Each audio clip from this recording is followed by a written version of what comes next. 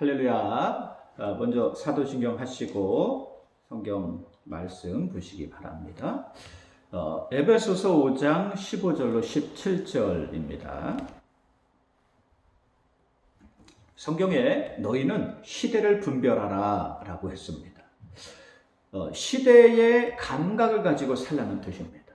우리가 어떠한 시대를 살고 있는지 알고 있으라는 뜻이에요. 조금 어려운 말로 하면 시대 정신을 읽고 알아야 한다는 뜻입니다. 즉 세상이 어떻게 변해가고 있는지 알라는 뜻이에요. 세상이 빠르게 바뀌어갑니다. 예전에 10년이면 강산도 변한다는 말이 있었습니다. 그러나 요즘에는 1년 만에 강산이 변해요. 산이었던 곳이 평지가 되는 것은 삽시간입니다. 세상이 이렇게 빠르게 변하고 있습니다. 그런데 이러한 세상의 빠른 변화에 이런 변화 반대로 우리 정신은 굉장히 늦게 변합니다. 예전에 세상이 천천히 변하면서 사람들의 정신이 거기에 서서히 적응하면서 변하면 되었어요. 그러나 요즘은 시대가 너무 급변해요. 그러면서 거기에 적응하지 못하는 사람들이 생겨납니다. 라디오에 증조 할아버지 사연이 나오더라고요. 세상이 변했는데 아직까지도 두루마기를 입고 갓을 쓰고 사신대요. 집에 오셨는데 밥상을 2개 차리라고 한답니다. 또 한자는 기가 막히게 아시는데 한글은 하나도 모르신대요. 그래서 간판의 글씨도 하나도 못 읽으신다는 거예요. 세상이 변했는데도 거기에 적응하지 못하거나 거부하는 사람들이 있습니다. 엘빈 토플러라는 미래학자는 현대의 문명은 그를 모르는 사람이 아니라 새로운 것을 배우고 익히지 않으려 하는 사람이라고 했습니다. 참 여러분 일리가 있어요. 현대의 문명은요, 이게 그를 모르는 사람이 아니라는 거예요. 새로운 것을 배우거나 익히려 하지 않는 사람, 이러한 사람이 문명이라는 거죠. 우리나라는 참으로 굴곡진 역사를 겪어왔습니다. 그 중에 80년대를 군사정권의 말기라고 합니다. 이 시대는 군부 독재의 마지막 때였어요. 민주화를 열망하는 이런 것이 굉장히 강했을 때입니다. 그래서 사람들이 갈라져요. 기존의 체제를 유지하려는 세력과 민주화를 염원하는 세력으로 갈라져요. 그래서 한 가족 안에도 이러한 체제에 이렇게 유지하려고 하는 아버지와 또 여기를 반대하는 자식이 데모에 참여하면서 그런 이제 집안의 그러한 이 부분들도 많이 있었습니다. 군사 정권은 권력을 유지하기 위해서 민주화를 염원하는 사람들을 공산주의로 몰아서 잡아들이고 또 핍박하고 또 고문하고 또 심지어는 죽이기까지 했습니다.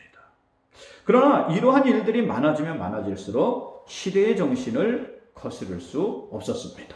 결국 군사정권이 무너지고 민주화가 이루어졌습니다. 시대의 정신을 잃지 못하는 사람들은 결국 도태되어 세상에서 밀려나게 됩니다.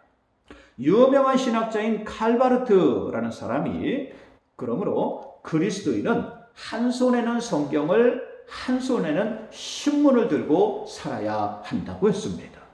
그리스도인은 자신이 살고 있는 시대를 바르게 알고 거기에 하나님 말씀을 적용하며 살아야 한다는 것입니다.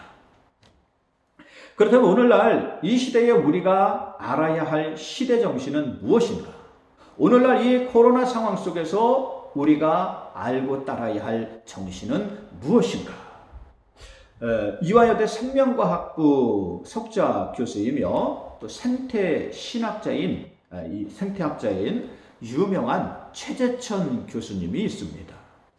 교수님이 엊그제 뉴스에 우리가 꼭 알아야 하는 부분을 말씀하시더라고요. 우리는 코로나가 백신만 맞으면 끝나는 줄 알아요. 그러나 전혀 그렇지 않다는 거예요. 지금 기후변화로 인류 전체가 위기에 처해 있다는 거죠. 예전에는 바이러스의 출현이 상당한 시간이 걸렸습니다. 스페인 독감이나 홍콩 독감이 20년 정도의 주기로 이렇게 전 세계적으로 이렇게 퍼지게 됐대요. 그런데 2002년 사스로부터 출발해서 메르스, 지카, 에볼라, 신종플루, 조류독감, 돼지 열병 그리고 코로나까지 그냥 정신없이 나타나고 있다는 거예요. 그러나 이러한 것들을 막는 어떠한 백신도 온전하게 만들어진 게 없다는 겁니다. 그렇다면 이러한 바이러스들이 왜 그렇게 빨리 나타나는 것일까? 이것이 지구의 기온 상승과 연관이 있다는 거예요.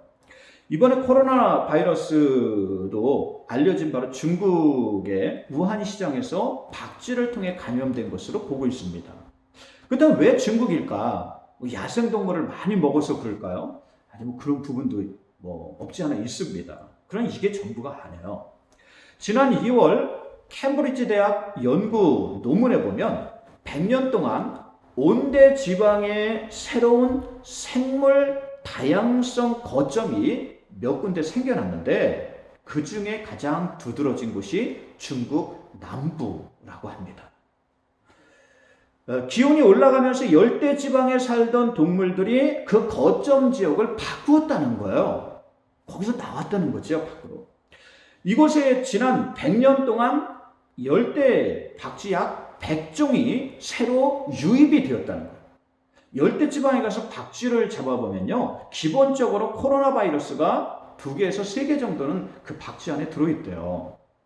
그러니까 중국에 100종류가 넘는 새로운 코로나 바이러스가 들어와 있는 거지요. 코로나 바이러스는 단순한 사고로 일어난 사건이 아닙니다.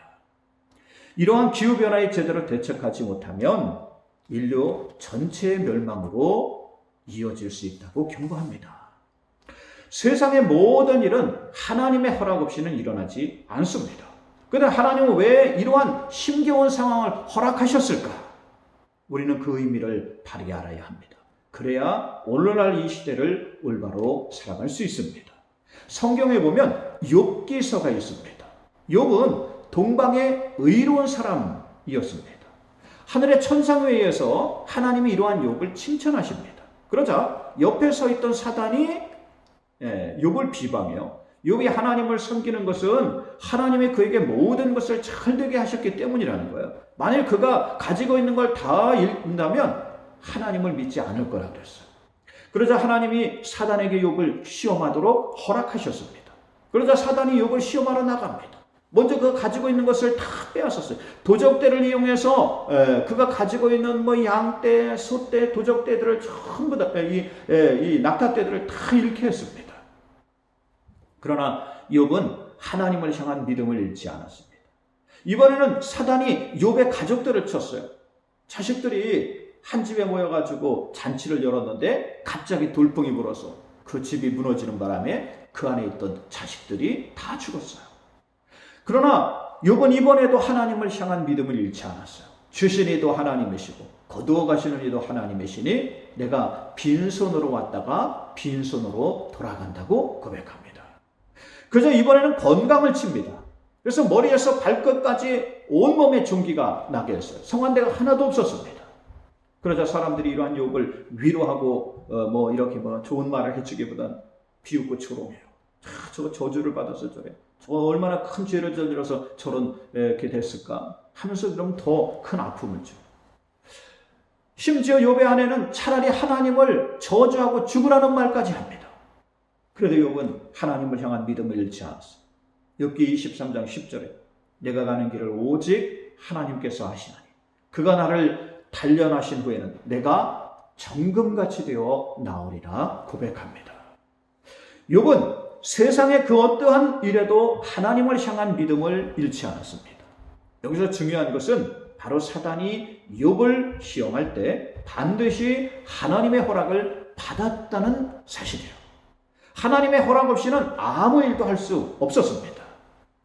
하나님이 욥의 시험을 허락합니다. 그에게 시련도 고통도 고난도 허락하셨습니다. 그러나 이 모든 시련과 역경은 욥을 망하게 하기 위해 허락하신 것이 아닙니다. 욥이 잘못해서 일어난 일은 더더욱 아니었어요. 바로 이러한 시련은 하나님이 욥을 믿었기 때문에 욥이 믿음으로 굳건하게 설 것을 하나님이 믿으셨기 때문에 허락하셨습니다. 이러한 욥이 시험을 다 이겨내고 믿음을 굳게 지켜요. 그러자 사단은 더 이상 하나님 앞에서 욥을 참소하지 못해요. 더 이상 비난하거나 고소하지 못합니다. 하나님이 옳았다는 것을 욥은 증명하는 사람이 됩니다. 하나님의 영광을 드러내는 사람이 돼요. 우리도 이러한 사람이 되어야 하는 줄 믿습니다. 이러한 욥에게 하나님은 모든 것을 2배로 채워주셨습니다. 잃었던 재산도 모두 2배로 채워주셨어요. 잃었던 자녀들도 천국에 있는 자녀들과 함께 세상에 다시 똑같은 숫자의 자녀들을 주셨습니다. 그리고 마지막에 보면 욥을 비난하고 조롱하던 사람들이 찾아와 욥에게 용서를 구하게 하셨어요. 그의 명예까지도 회복시켜 주십니다. 그리고 4대까지 그의 후손들이 세상에서 큰 복을 받는 것을 지켜보게 하셨어요. 하나님 우리를 망하라고 문제를 주지 않으십니다. 오늘날 전 세계적으로 코로나를 허락하신 이유가 있어요. 하나님 모든 사람들이 돌아오기를 기다리십니다. 하나님께 돌아오기를 기다리신다. 그동안 너무도 오랫동안 사람들은 자신이 하고 싶은 대로 하며 살았습니다. 자신의 욕심, 욕망, 꿈, 야망을 채우기 위해 살아왔습니다. 정말 그 끝이 어디인지도 모르고 세상에 대한 욕심으로 가득 채우면서 살아왔어요. 내일 지구의 종말이 와도 오늘 내 목표, 내 뜻만 이루면 된다고 생각하고 살아오지 않았습니까? 성공한 사람이 제일이고 돈이면 다 되는 세상이었어요. 그러나 코로나 속에서 안 되는 것들이 생겨나 사람의 성공과 출세가 아무것도 아님을 깨닫게 됩니다. 세상에 어디로도 피할 수 없는 상황 가운데 있습니다. 예전에 마음에 안 들면 그냥 다 정리하고 떠나면 된다고 생각했어요. 이민 가면 된다고 생각했어요. 그러나 지금 미국이든 유럽이든 사막이든 아프리카든 어디든 갈 데가 없습니다. 그저 내가 살고 있는 것이 얼마나 소중한지 생각하게 돼요. 그리고 우리가 얼마나 많은 것을 가지고 있는지 깨닫게 됩니다. 세상에 만족하지 못하고 불평으로 행복하지 못하게 살았는데 하루가 얼마나 소중하고 하루하루 탈 없이 지내는 것이 이 일상들이 얼마나 소중한지 절실히 깨닫게 됩니다. 하나님은 이 코로나 속에서 사람들을 부르십니다. 하나님이 원래 사람을 창조하신 목적이 여러분 무엇입니까? 하나님과 교제하기 위해서입니다. 우리의 주인이신 하나님과 아버지가 자식하고 교제하듯이 여러분 친밀하게 교제하기 위해서였어요. 그래서 우리를 여러분 로봇과 같이 만들지 않았습니다. 단순히 주인의 명령을 따르는 것이 아니라 우리에게 모든 자유의지와 선택권을 주셨어요. 심지어는요, 그 선택권을 가지고 우리가 잘못된 것을 선택해도 거기에 대해서 이렇게 우리가 이 어떤 그 부분들을 통해서 하나님을 더 깊이 알 수 있도록 우리에게 완전한 자유의지를 주었어요. 얼마 전 작은 아이가 저에게 물었어요. 아빠, 하나님은 참 이상해요. 사람들에게 모두 다 그냥 똑같이 하나님을 잘 믿을 수 있도록 기계처럼 로봇처럼 만들면 좋았을 텐데 왜 그렇게 안 했어요? 제가 그래서 아이에게 하나님은 우리를 단순한 꼭두각시나 로봇이 아니라 하나님과 교제할 수 있는 특별한 존재로 만드셨기 때문이야 하고 설명해 주었습니다. 하나님은 우리에게 완전한 자유의지를 주셨어요. 이것은 하나님과 더 깊은 교제를 하라고 주신 겁니다. 어떠한 것이든지 선택할 수 있는 자유를 주었어요. 그런데 사람들은 이것을 잘못 사용하였습니다. 이것을 세상에 있는 물질을 더 추구하고 자신의 욕망과 욕심을 채우는 도구로 사용하고 있다는 것입니다. 오늘날 코로나 속에서 하나님은 우리에게 물으십니다. 과연 너희가 책임질 수 있는 길로 가고 있느냐? 너희의 자유의지로 선택하며 추구하며 사는 삶에 책임질 수 있느냐? 물으시는 거예요. 이대로 하나님과 상관없이 살아도 되느냐? 물으시는 겁니다. 세상엔 시대정신이 있어요. 그 시대에 우리가 알고 따라야 할 정신이 있다는 거예요. 지금은 마지막을 향해 가고 있습니다. 성경은 이 시대가 마지막 종말의 시대라고 말해요. 여러분 성경에서 이야기해서가 아니라 가만히 보면요, 이게 지구가 지금 여러분 제정신이 아닙니다. 너무 더워요. 이게 근데 여러분 이 더운 이유가요, 이 나무나 이런 인간들이 여러분 자꾸 이런 그 자연을 훼손하기 때문이잖아요. 그래서 원래 나무에서 여러분 이산화탄소를 흡수하고 산소를 내보내는데 이 날씨가 더우면 나무가요 반대로 이게 한답니다. 이게. 그러니까 이산화탄소를 들여 마시는 게 아니라 이 온도를 유지하려고 오히려 이산화탄소를 내보내게 된다는 거죠. 기온이 점점 더 올라가게 되는 거예요. 야, 여러분, 이러한 상황 가운데 이 지구는요, 가만히 그대로 두면 인간에 의해서 멸망으로 갈 수밖에 없습니다. 그럼 우리가 얼마나 이 자연을 훼손합니까? 나무고 쓰레기고 전부 다 개발해버려가지고 점점 더 지구는 여러분 망가져 가고 있습니다. 저절로 멸망을 향해서 가고 있다는 거예요. 하나님이 이것도 허락하셨습니다. 이 마지막 시대에 과연 우리가 무엇을 중요하게 추구하며 살아야 하느냐? 우리는 생각해야 돼요. 여전히 세상에서 나의 목표와 목적을 위해 살 것이냐? 물질에 대한 욕심으로 살 것이냐? 생각해야 합니다. 세상의 모든 것이 다 하나님의 것입니다. 하나님이 창조하시고 이 세상에 존재하게 하셨습니다. 그러므로 요한복음 1장 2절로 3절에 그가 태초에 하나님과 함께 계셨고 만물이 그로 말미암아 지은 바 되었으니 지은 것이 하나도 그가 없이는 된 것이 없다 그랬어요. 그러나 세상의 사람들이 이러한 이 하나님이 만드시고 예수님을 통해서 만들어진 이 모든 세상에 살고 있음에도 예수님과는 전혀 상관없이 삽니다. 하나님의 사랑과 부르심과는 전혀 상관없이 살아요. 로마서 1장 말씀처럼 인간이 창조주 하나님보다 하나님이 만드신 피조물을 더 경배하고 섬긴 것이라고 했습니다. 오늘 이러한 세상을 하나님이 멈추게 하셨어요. 그리고 우리를 돌아보게 하셨습니다. 하나님께 돌아오도록 소중한 기회를 주고 계시다는 것입니다. 세상에서는 지금이 위기라고 말해요. 모든 것이 우리 생각이나 뜻대로 되지 않기 때문이에요. 그러나 위기는 기회가 된다는 사실이에요. 세상에 우리의 욕망과 욕심을 이루는 데는 위기일지 모르지만 이것이 영적으로 두 번 다시 없는 기회라는 사실이에요. 우리가 하나님을 알고 찾고 가까이 할 수 있는 기회, 하나님을 만날 수 있는 기회입니다. 하나님께 돌아올 수 있는 기회예요. 우리가 구원받을 수 있는 기회라는 거예요. 여러분, 이 기회를 잃지 마시기 바랍니다. 그러므로 오늘 말씀에 그런즉 너희가 어떻게 행할지를 자세히 주의하여 지혜 없는 자같이 하지 말고 오직 지혜 있는 자같이 하라 그랬어요. 하나님 말씀을 통해 오늘날 여러분이 어떻게 살아야 하는지 깨달으라는 거예요. 오늘날 여러분이 어떻게 행동해야 하는지 찾으라는 거예요. 16절에 세월을 아끼라 때가 악하니라고 하셨습니다. 우리가 살고 있는 시대를 분별하는 거예요. 우리에게 주어진 시간을 더 의미 있는 일에 쓰라는 겁니다. 하나님을 알고 찾고 만나기로 힘쓰라는 거예요. 이것이 가장 소중한 것이기 때문입니다.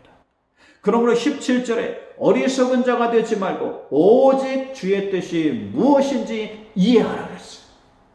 하나님의 이 시대를 향한 뜻이 무엇인지 이해하라는 거예요. 이해한다는 말을 영어로 understand라고 그러죠. understand. 그 뜻이 뭔지 아십니까? under, 아래에 서서 듣는다는 뜻이에요. 오늘 여러분이 제단 아래에서 하나님 말씀을 듣게 하셨어요. 오늘 이 말씀을 듣게 하셨습니다. 그러면 하나님 말씀을 이해하고 그 뜻을 따라 살아가는 여러분들 되시길 주의 이름으로 축원드립니다. 여러분들이 이러한 사람들이 되라고 오늘 이곳으로 부르셨어요. 오늘 이 말씀을 듣게 하셨습니다. 오늘 말씀을 통해 여러분들이 이 시대를 어떻게 살아야 할지 깨닫는 귀한 시간이 되시길 주의 이름으로 축원드립니다. 오늘 말씀이 여러분에게 주시는 생명의 말씀이 되시길 주의 이름으로 축원드립니다. 기도합니다. 하나님, 이 무더위 속에도 예배드릴 수 있게 하시고 하나님 말씀을 듣게 하심을 감사합니다. 오늘 내가 어떻게 살아야 하는지, 오늘 이 시대 속에 내가 어떠한 정신을 가지고 살아야 하는지 하나님 말씀으로 일러주심을 감사합니다. 그 말씀을 따라서 살기를 힘쓰며 한 주간 이 세상에서 승리하는 우리 귀한 믿음의 성도들 되도록 인도하여 주시옵소서. 예수님의 이름으로 축복하며 기도 올리옵나이다. 아멘. 여러분 주기도문 하시고 예배 마치시기 바랍니다.